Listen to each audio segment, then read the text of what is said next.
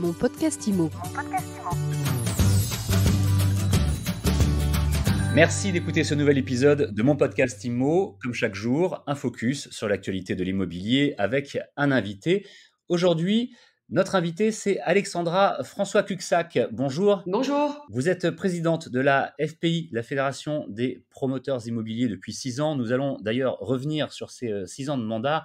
Mais avant toute chose, si nous parlons avec vous aujourd'hui dans mon podcast IMO, c'est parce que vous venez tout juste de révéler l'Observatoire du logement neuf. Alors vous avez des chiffres, beaucoup de chiffres. On ne va pas avoir le temps de tous les détailler. On va regarder les principaux si vous voulez bien. Comment se porte le marché de la construction ? Écoutez, notre secteur d'activité ne se porte pas très bien. Il ne se porte pas très bien parce qu'on connaît une forte chute des autorisations de permis de construire pour les logements collectifs. C'est une contraction d'environ 25%. C'est presque 57 000 permis en un an qui ont disparu. Donc on est dans un secteur d'activité qui n'a pas été arrêté pendant le confinement et qui pourtant ne cesse de décroître. Comment est-ce qu'on explique ça ? 25%, c'est un chiffre extrêmement important. Oui, c'est un quart de notre secteur d'activité. Une part provient bien sûr de la période de confinement qu'on a connue, mais on a été arrêté finalement assez peu longtemps. Les chantiers ont continué pendant la pandémie. Il y a aujourd'hui un manque de conviction dans ce pays, chez les collectivités locales, au début même d'ailleurs au plus haut niveau de l'État, à considérer le logement neuf comme une urgence absolue pour nos concitoyens. Le logement neuf est évidemment une préoccupation majeure des Français, un besoin de changer de logement tout simplement, ou un besoin dans la mobilité résidentielle, et la prise de conscience est très très très lente à venir.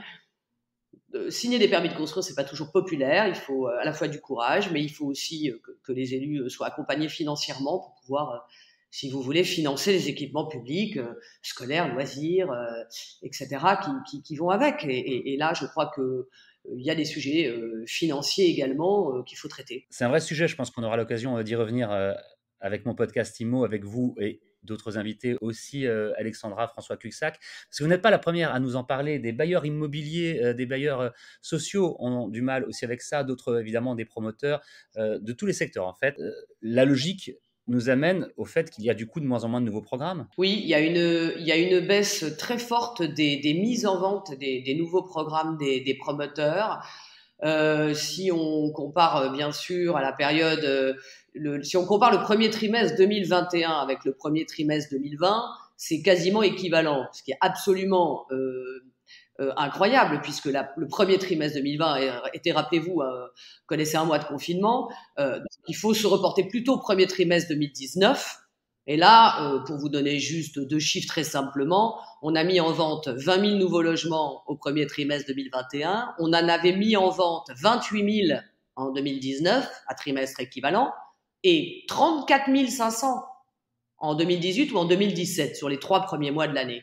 Donc on voit qu'on a quasiment perdu presque 25 000 logements sur la période, ce qui est extrêmement mauvais, parce que ça veut dire que les chantiers de logements collectifs neufs vont suivre exactement la même tendance dans les mois à venir, ce qui évidemment n'est pas bon pour l'emploi, n'est pas bon pour la dynamique finalement de cette transition écologique qu'il faut absolument conduire dans notre secteur comme dans d'autres, et cette économie verte qu'il faut développer.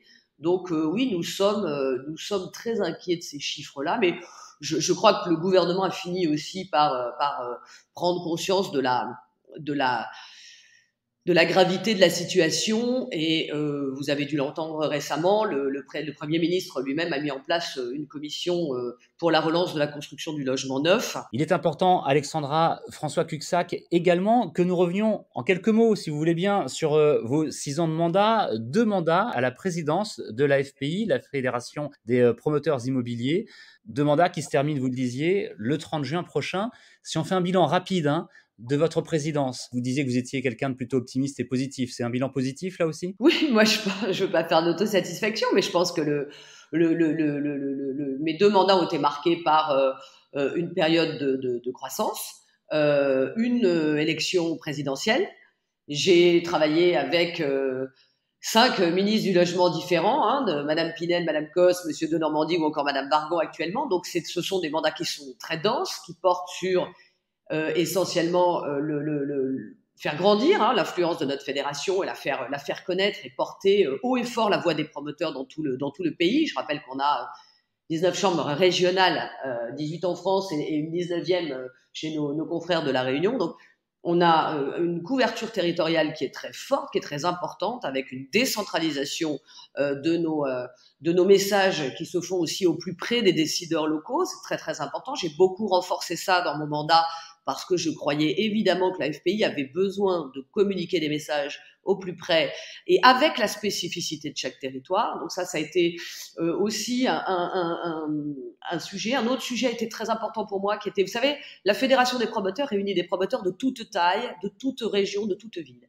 Et il est très important que les gros, les petits, les locaux, les nationaux s'accordent et trouvent des consensus sur les grands sujets structurants de notre secteur d'activité. Et mon travail a été véritablement de réformer nos statuts, de réformer le lien entre les chambres régionales et l'entité nationale pour que les décisions émergent d'une instance qui soit démocratique dans le sens où la voix des locaux pèse autant que la voix des nationaux, parce que les sujets qui sont abordés sont des sujets structurants sur lesquels il est absolument nécessaire de se mettre d'accord. En tout cas, on vous sent, Alexandra François-Cuxac, à quelques jours de la fin de votre deuxième mandat, encore à fond dans votre présidence et extrêmement motivée et prête à défendre et à communiquer de la manière la plus efficace et sincère possible là-dessus. Pour terminer, c'est important aussi, vous avez été avec 2 mandats, là aussi, il faut le rappeler, la première femme présidente de la FPI.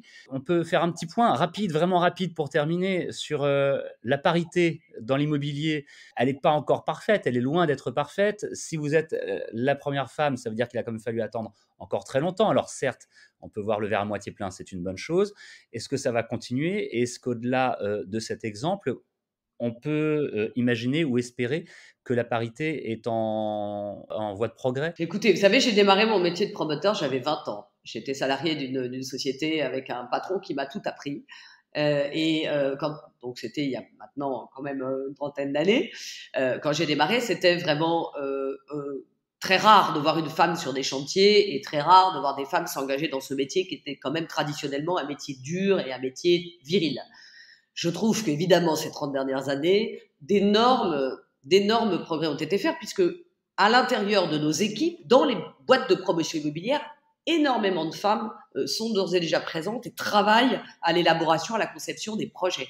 On pourrait dire la même chose chez les architectes. Et je crois que cette féminisation des équipes, elle est très importante parce que nous avons à traiter des sujets de conception de logement et on sait que traditionnellement, mais ce sera de moins en moins vrai pour les générations à venir, mais traditionnellement, la femme est celle qui va peut-être regarder d'un peu plus près l'aménagement de l'appartement plus que son mari. Et encore, ça deviendra vite, j'espère, des clichés qui vont disparaître. Mais les sujets aussi sur le vieillissement de la population, les sujets sur la lutte contre le réchauffement climatique, la décarbonation de nos activités, tout ça ne sont plus des sujets d'hommes strictement, mais les femmes viennent sur ces questions-là parce que ce sont des vraies questions de société. Mais est-ce qu'on leur laisse leur place? Est-ce que vraiment dans toutes les entreprises, il y a des femmes et notamment à des postes de dirigeants comme c'est votre cas? Il y en a de plus en plus, mais il y en a c'est loin d'être suffisant. Il y en a de plus en plus, c'est notable, mais il nous manque évidemment des femmes au plus haut niveau dans les conseils d'administration des grosses boîtes. Ça commence à vraiment évoluer et ce sujet de la parité, les grands chefs d'entreprise l'ont à cœur et ça s'équilibre. Là où on voit moins de femmes s'engager dans la promotion immobilière, ce sont dans des tailles de PME.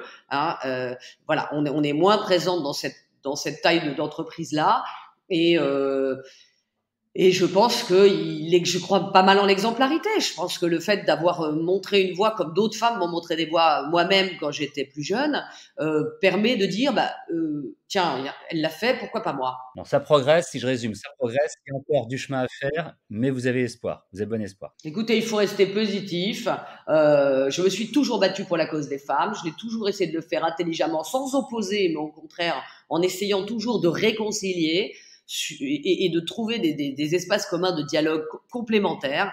et je suis très confiante là-dessus. Mais vous savez, après, les femmes dans les entreprises, c'est pas un sujet uniquement dans la promotion immobilière. C'est dit, c'est bien dit, c'était important de le dire. Merci beaucoup de nous avoir accordé cette interview aujourd'hui pour mon podcast IMO. Alexandra François-Cuxac, je rappelle que vous êtes, jusqu'au 30 juin, vous nous l'avez dit, présidente de la FPI, la Fédération des promoteurs immobiliers. Nous avons longuement parlé de cet observatoire sur le logement neuf que vous venez tout juste de publier. On peut en retrouver tous les détails sur votre site fpifrance.fr. Merci encore. Merci à vous. Et mon podcast IMO, c'est tous les jours, c'est sur toutes les plateformes de podcast, Apple, Google, Deezer, Spotify, etc. C'est gratuit, vous pouvez vous abonner, le partager et évidemment le commenter. À demain. Mon podcast IMO.